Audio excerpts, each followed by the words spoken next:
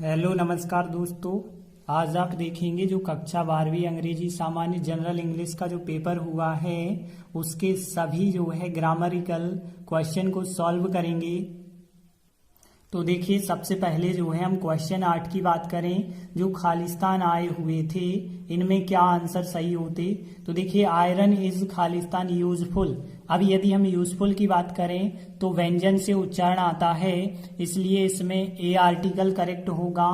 अगला देखिए he has hardly Khalistan money. तो देखिए हार्डली शब्द चूंकि एक नेगेटिव वर्ड होता है तो इस वजह से पूरा आंसर नेगेटिव अर्थ देता है, तो नेगेटिव वाले वाक्यों में एनी का प्रयोग किया जाता है। तो यहाँ जो है एनी राइट आंसर होगा।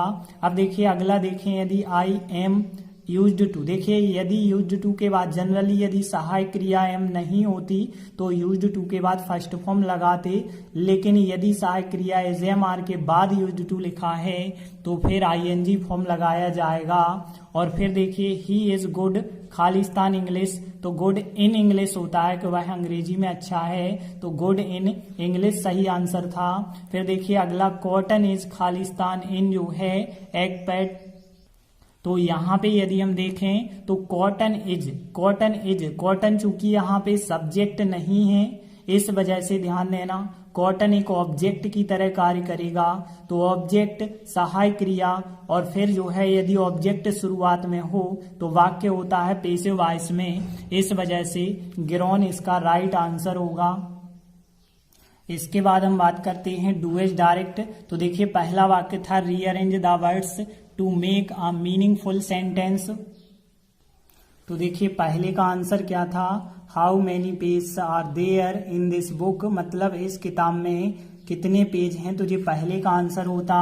अब देखिए दूसरा आपको करना था सो दैट का प्रयोग करना था, तो इसके लिए देखिए आंसर क्या होता, ही इज। सो के जो टू है TOO टू के स्थान पे हम सो का प्रयोग करते तो सो पुअर, और फिर इस टू के स्थान पे हम दैट का प्रयोग करते, लेकिन यहाँ पे ध्यान देना जहाँ TOO वाला टू है उसकी जगह सो और फिर TO वाले टू के स्थान पे दैट के बाद सब्जेक्ट और कैन या कुड नॉट लिखना है। तो सब्जेक्ट क्या था ही, और ही के बाद प्रेजेंट में है इस वजह से कैन नॉट लिखते हैं, तो कैन नॉट, और बाकी जो भी था फर्स्ट फॉर्म वो फर्स्ट फॉर्म लिखेंगे, पे हिज फीस। तो ये होता दूसरे का आंसर।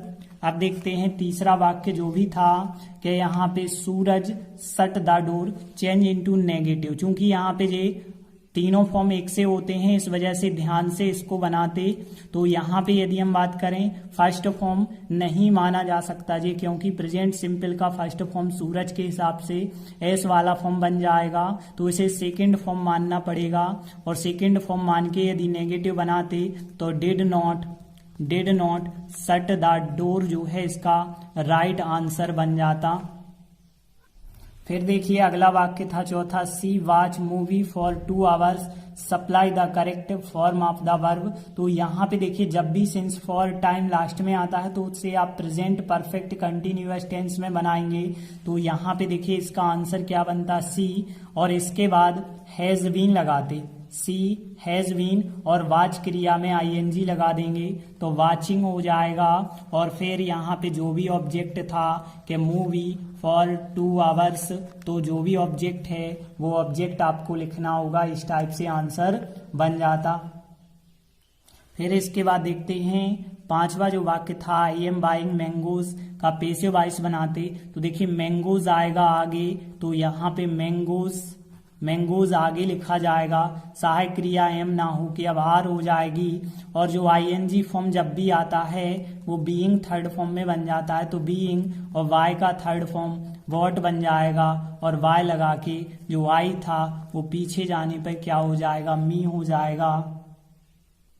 अगला वाक्य देखिए, he saves money so that he may buy a car rewrite using non finite clause. तो नॉन फिनिट क्लास देखिए कैसे बनाते हैं, टू इन्फिनेटिव से वाक्य जोड़ना होता है। तो ही सेव्स मनी मतलब वह रुपए बचाता है, और फिर किस चीज के लिए हम टू से वाक्य जोड़ेंगे, तो सो दैट ही में लिखने की जरूरत नहीं होगी, तो टू बाय आ कार आंसर करेक्ट हो जाएगा।